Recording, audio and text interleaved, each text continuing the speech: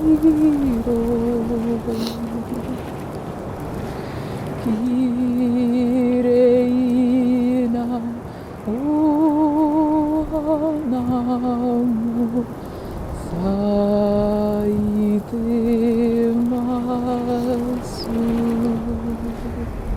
were just listening to part of a traditional Japanese song, Nene no Osato. It was interpreted by Eureka Sase and Eleuthera Dikonka Lippert. They're part of a duo called Akumu Yume, and they brought the song and others to New York City in the form of Japanese performance pieces. The audio you just heard was recorded outside alongside the Lachine Canal in Montreal on a blustery winter's day. You can clearly hear that the wind was something fierce. I'm happy to have caught up with singer, songwriter, and poet Eleuthera here in Montreal, and without further ado, I'd like to get right to the conversation. Today, I'd like to welcome my friend Eleuthera to the show, who I have not seen in 10 years. That's how good I am with keeping up with people. I'm horrible too.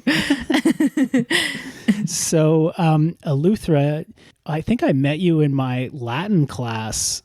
I guess initially I was just drawn to your super amazing name, but I'm sure you get that all the time, right? Well, either that or, yeah, people mispronounce it horribly. And Is it Eleuthera or is it Eleuthera? No, it's Eleuthera. Okay. Yeah, it's like the English equivalent. Because I've seen it spelt with an F too. Yeah, because that's how it is in Greek, right? Yeah, Eleutheria. exactly. Yeah. So, and just out of curiosity's sake, how did you end up with a name like Eleuthera? Like it's a Greek name, but are you Greek? No, so I'm Uruguayan and German, but my parents lived on a small Bahamian island in the late 70s, early 80s. That sounds really awesome. Yeah, and that's where I was conceived, and the name of the island was Eleuthera. And so I think, the Bahamas was colonized by Greeks at some point because there's names like Andros and Eleuthera. So it means free. Did you grow up where did you grow up? Yeah, in Montreal. Yeah, born and raised. Wow. So your parents left Eleuthera and they came to Montreal. That must have been a bit of a shock. Yeah. Yeah, it must have been. I don't know why they did it. I would have stayed there forever. Have you been back to Eleuthera? No, I'm always broke. I'd love to. I guess I didn't really see you in your element until the first time I saw you singing. Uh-huh. I just remember this enormous energy and like powerful voice. You have a band called Fruiting Bodies. Yeah, I have a vocal trio that we've been together 6 years. I'm currently working on a solo album, and I've been working on it for 2.5 years now. And it's the kind of thing where like I had never written my own music really. I had arranged with Fruiting Bodies, and I had like done like heavy improvisations on standards, but just kind of considered myself an interpreter and arranger and never thought that I would write my own music. And then 2.5 years ago, I had these dreams that I had to get out of the city and move to the country. And I had these visions of this cabin in the woods with a piano. And I knew if I had nothing else, it would be okay. And so I sold my keyboard and bought this piano and made it happen and ended up in a cabin in the woods. And these songs just started coming. Yeah, I'm so grateful. So now it's been 2.5 years. That's awesome. So yeah, actually what I forgot to mention was that I guess where we kind of lost track of each other there was I kept on going and I graduated out of classics. And whereas you kind of followed your dreams and you became a full-time musician farmer. Yeah. I dropped out of school. It was, I loved it. I loved it to pieces, but it was just so cerebral. And I was really longing for contact with, the other aspects of my character, my body, my soul, my heart. So, for the last 8 years, I've been either farming or touring during the summer and in the winter, like writing and arranging and hibernating in Montreal. But lots of creative projects. I mean, did you really go out into, is it a metaphorical cabin in the woods with a piano, or did you really go into a cabin in the woods with a piano? No, it was a cabin in the woods. It was amazing. It was, tucked away. How did you get this? Did you look online or something? Yeah, I just Googled cabin in the woods with a piano. Did you like go into like Craigslist or something? Anybody got a cabin in the woods with a piano who's not scary? Honestly, super similar. I did a call out on Facebook and was just like, I can't handle the friggin' city. Anybody got land? Like what? And a bunch of awesome people got back to me. And yeah, somebody that I had gone to university with as well, actually. Jess. I don't know if you know her. She was at some Classics Wine and Cheeses. Anyways, yeah, she and her partner had like 110 acres and most of it was wooded, but there was this little Holy. cabin and Wow. it was for rent. So That is so amazing. That's like sometimes I'm working, I'll be like, oh, fuck this shit, man. Like I've had it. Like I want to get out. I want to live in a trailer next to the beach, making beads or something, whatever. Yeah. And like, but it shows that if you want to do it, but you just have to be brave enough, I guess, to do that, right? yeah, or you have to have reached a breaking point where it's the only option. So you were pregnant with all of these ideas. You were reaching the point where you had to give birth to like all of this creative output. Yeah, it's interesting that you use that metaphor because I've used the same. That's what I felt. I felt that I had been gestating these songs for 32 years and finally they were ready to be born into the world. That kind of urgency that you told me about, it really, that's what it spoke to me, was like that you like would have gone out and it was like you had to find a place that was safe to give birth to like all these things, some place without distractions. Like the city takes, right? It takes, that's it. I needed a place that gave. I was surrounded by, it's hard to put into words what that energy is, you know, but being able to go out into the woods every day and just sit under the trees with the birds and listen to their song and come back into the cabin at night and feel the power of the natural world around me and feeling so connected to it. It was really nourishing. Were you there during the winter or during the spring, fall? Yeah, no, it was April to October. That's amazing because the smells too would have been fantastic with if there were pines or any of those things. Yeah. I could totally get that. I've met people who, you know, they might have an instrument or something in there, or even a calligraphy set or a set of paints or something, and they'll have it in a box in their attic or something. You'll meet them and you'll say, well, what is this? And they say, oh, I was really into painting when I was younger, but then life caught up with me and like, that's it. I had to put them away and, you know, get a job or blah, blah, blah. And you lose your chance. You're not living to your full potential and it can breed a lot of regret or sourness in people. Yeah, absolutely. Anyway.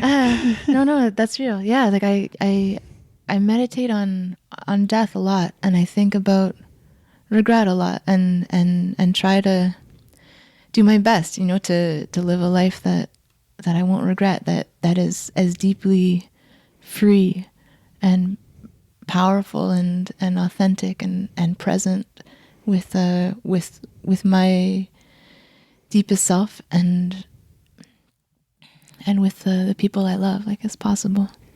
People say that it's difficult, but I think that maybe it's sort of like, it's just a series of small choices that you make in life. And you just say, I'm going to choose this, I'm going to choose that. Anyway. Yeah, they can be small choices. They can be radical choices too. Like when I dropped out of school to be a musician, I was like, what am I doing with my life? Like, really? This is like the identity that I had always known was one of a student, you know? And so it was a giant friggin' leap to be like, how am I going to pay rent? It's like, I don't know. I'm going to figure it out. I have to do what I love. Life is short and precious and that's it. And like prioritize that above all else. So you've got a project going on. You're making a solo album. Yeah, so I have a big pile of songs. I think about 30, enough to record like 3 albums worth. I think I'm going to release a double album. And yeah, it's kind of like in the style of like blues, soul. It's just kind of like deep, rich like presence with the darkness that life offers and the lessons that come from it, and speaks to the courage that it takes to overcome and to rise up and to shine your light. I also read on your bio that you did some Japanese songs? Is that for real? Like, you didn't write them, obviously. No, I didn't write them. Yeah, I used to do Japanese performance pieces. My good friend Yurika Sase and I, yeah, that was an incredible experience. That's a whole other thing, man. We spent months like researching and developing these characters. It started because I found a tape of Japanese songs on the street and was listening to it. I swear to God.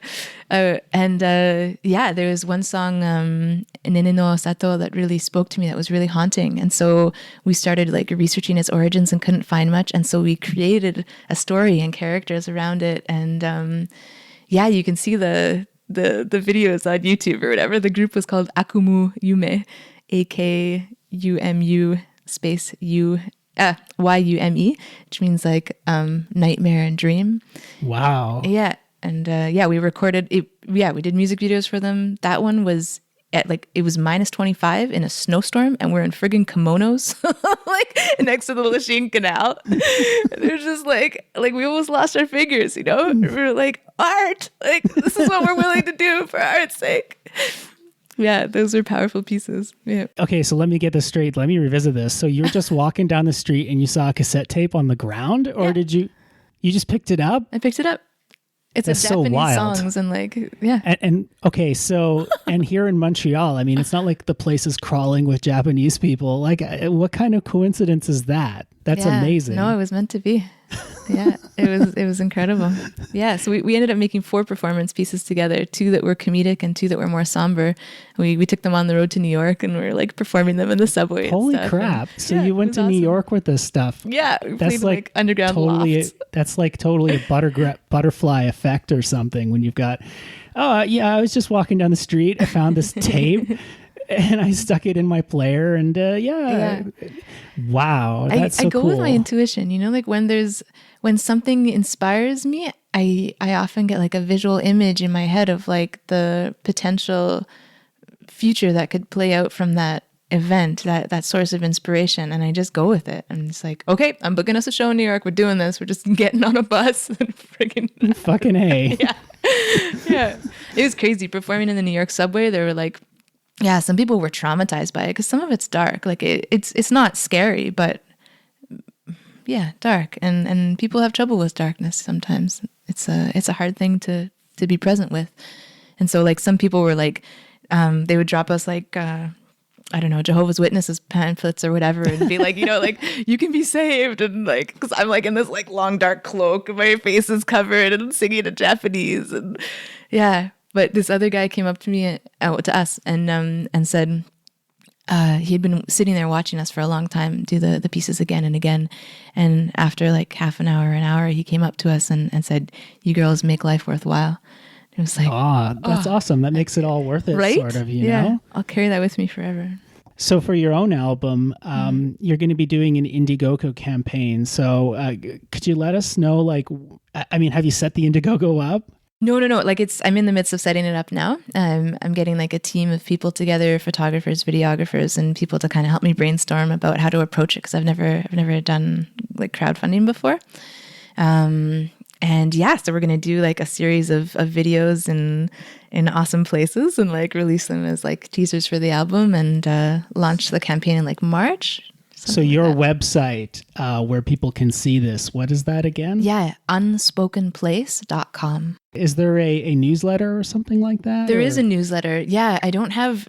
Yeah, the code was messed up. I tried to enter it on the website, but it didn't work. So for now, people can email me at unspokenplace@gmail.com or find me on Facebook and message me to get signed up to the newsletter. And then, soon I should have a button on the website. What is a singing circle? What is a singing circle? So I think a singing circle can be many different things. The one that I'm offering is just a safe space where people can explore deep listening and sound making in a non-judgmental way. There's no experience necessary. And I'm offering up rounds that I've been collecting for the last few years from around the world and choral compositions that I've been writing. And we're doing, vocal exercises and improv games. And myself and many other people, sometimes we're shy about our voices. So is a singing circle, is that sort of like a place where you could go to feel safe about expressing your sound? Yeah, absolutely. That's one of my main goals, is just to support people in occupying sonorous space, because it's so important to we're deeply sonorous beings, and to deny ourselves that is a sad thing indeed. So I used to take piano lessons. The lovely nun who was helping me with this, she'd come over every week and she'd ask me why I didn't practice. And one of the main reasons I didn't practice that or the violin, my parents tried the violin and then they tried the piano, is that I was so shy about practicing. I didn't want to, and I was so hard on myself that I would make a mistake on the piano and I would get so upset that I wouldn't want to continue playing. Yeah, that's a story for a lot of people. A lot of people in the group too. And everyone I've ever given voice lessons to, like, that's the main thing, is just like overcoming that fear of taking up that space and of making mistakes and just feeling comfortable making sound. So having a supportive group setting, there's not that pressure of just like, okay, now you solo, it's like everyone's in there together and supporting each other, and yeah, it's lovely. With the singing circle, you mentioned rounds. What does that mean? What is a round? Yeah. A round is a song that, yeah, good question.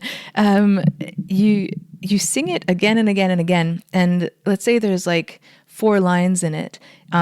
You divide the group into 4 parts, and then when the first group is singing the first part, oh man, this is hard to explain.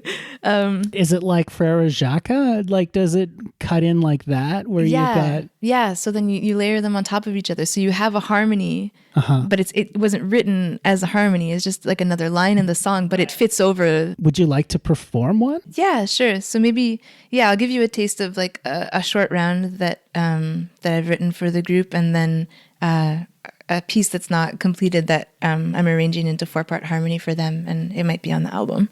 So this one I wrote over the Christmas holidays, and it was about letting go of negative thought and action patterns that that I was ready to release. It goes, shake these ways loose from me, shake these ways loose. Shake these ways loose from me, shake these ways loose. Let me be free, let me be free. Let me be free, let me be free. And then just repeats. That's awesome. Can I sing for you a song that I've written that might be on the album? Absolutely, that would be great. Okay, cool. So this one is like, in the past, the songs have been more around catharsis of dark, intense emotions, and then recently, I've been trying to cultivate hope in my personal life, and that's been carrying over into my creative process.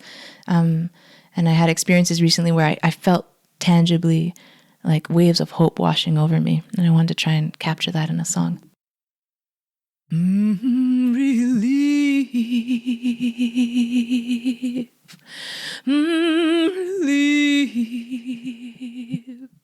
body and soul, body and soul, feel that ease, so sweet, like you never know.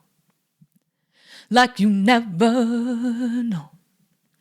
Lay down all your troubles, just to let them go.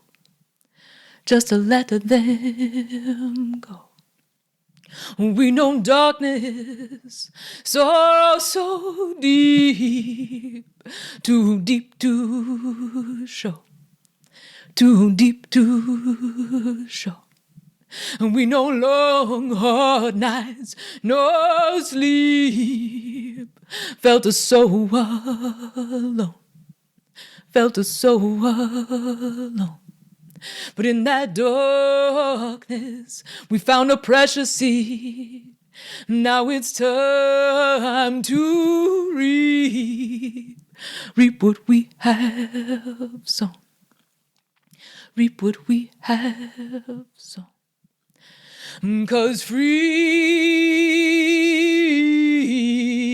is our song.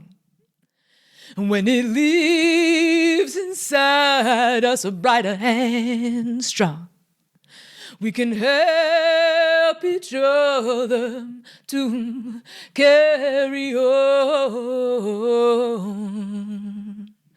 More freedom. That's all I have so far, but yeah, it's going to be with piano and 4-part harmony, like a backup choir. That sounds really great. It sounds like gospel. Yeah. My whole life, this is the style of singing that's always come naturally to me. And I never had a name for it. It was just what happened when I opened my mouth and felt inspired. And then a few years ago, I don't know what happened. I think someone introduced me to Etta James. And then I went on this awesome rabbit hole mission of finding all the old school jazz, funk, soul, work songs, stuff from like the earliest like field recordings. Like I love music from the Deep South, from the 30s to the 60s. Not only do you do song, but you also do poetry as well, which is, I guess, poetry is sort of like song. It's just spoken song, kind of, right? Yeah, I mean, I think the process is very different for me, but yeah, they're definitely related. You're starting an e-zine, right? Well, it's like a chapbook or a zine of some sort. It doesn't have a name yet. We're still in the process of illustrating it. My friend Sarah's illustrating it, and it's a collection of poems from the last 10 years or so that I feel like I need to let go of them in order to make space for new inspiration to come through. Do you want to set one free on the podcast? Yeah, sure. I wish I could draw out all your pain, pull it from your body's tired grasp, throw it towards the flaming sun, purify it with impossible heat, fly it into winds that would whip it away and disperse it over vast rolling landscapes. Free it into fast-flowing water, letting its mournful tones become a bubbling song. Release it down into the deep, dark earth, transforming it to feed something new. I hold a precious image of you, dancing, slow, steady, and joyous, in dappled light, barefoot with a small contagious smile, free in ways too long unfelt. I'm hoping, if I keep this image close to my heart and feed it, daily, hourly, with love and light, I will see it come to pass. That was luscious. Why, thank you. You have a great voice for like poetry. I'm trying to find the right term for that, but it was great, very beautiful. Thanks. I think this pretty much wraps things up. I'm just interested to know, you said that you have for your project, for your album that's coming out, it's going to be a double set, you think, and it's going to be coming out in the spring, right? The Indiegogo campaign is going to be launched in the spring. Okay. And then depending on how much money I can raise, that'll determine who I can record with, how many musicians I can have on it, etc. So then we'll figure it out from there. Probably release this summer. I'll definitely try to bring you back on the podcast if you're good with that. Sure. If I, break it out and become famous, I can bring more listeners in. Awesome. But Eleuthera, thanks so much for being on the podcast. Yeah, thanks for having me. Will the morning light streams across your face? Open your eyes, and I'm lost in your grace. You make it easy to fall in love. So easy.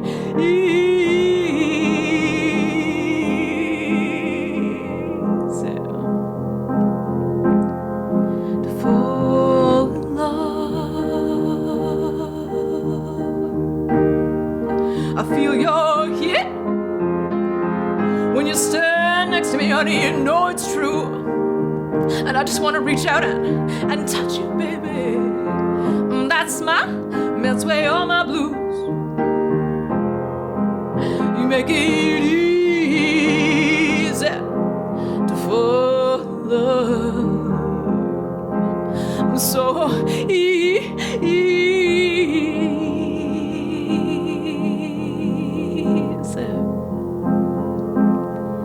to fall in love. You don't know what you mean to me, what you done for me, darling. Gave me hope.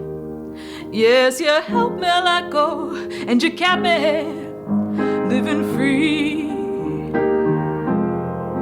'Cause it ain't always easy being in love. You make it so easy